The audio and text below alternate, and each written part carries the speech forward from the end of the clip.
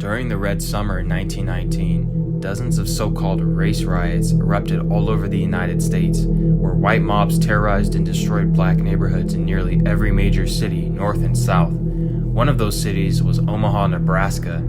Omaha had seen a large influx of African Americans move there from the South in search of a better life. Omaha was home to 5 of the largest meatpacking plants in the U.S. at that time, as well as having a large number of industrial jobs with far better wages than what a sharecropper would make in the South. Ethnic groups were not welcomed by the residents of Omaha. In 1909, a massive riot broke out in the Greek section of the city and chased out all of the population, many of the Greek immigrants moving to Chicago. But by 1919, a clash between the black and white residents of the city seemed imminent. On September 25, 1919, Agnes Lobeck, a white woman, claimed that she had been assaulted by a black man.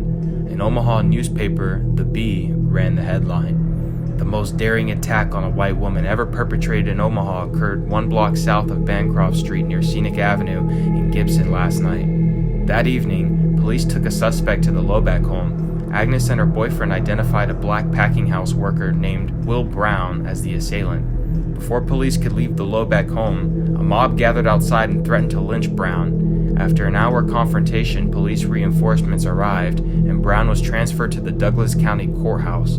Several police officers were ordered to report at once to police headquarters in case of further trouble, and 46 policemen and a detective were kept on duty into the night.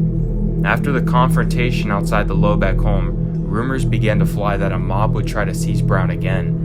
On Sunday, September 28th, a group of youths gathered in South Omaha and began a march to the Douglas County Courthouse. The size of the crowd was estimated to be between 5,000 and 15,000 people. By 8 p.m., the mob began firing on the courthouse with guns they looted from nearby stores. In the exchange of gunfire, one 16-year-old leader of the mob and a 34-year-old businessman were killed.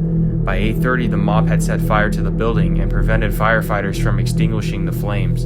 Inside, Will Brown told the sheriff, "I am innocent. I never did it.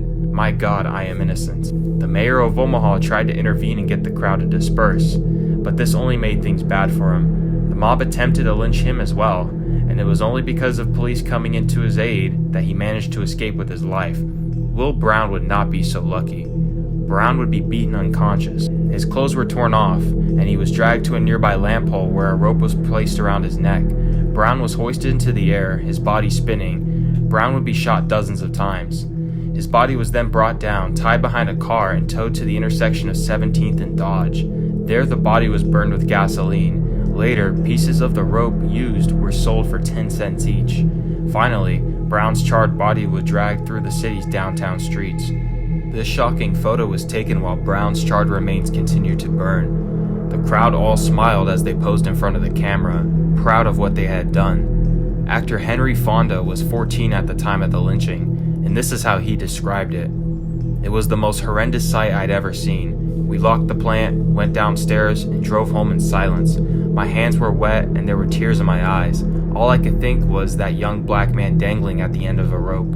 None of the people responsible for the death of Will Brown were ever convicted of their crimes.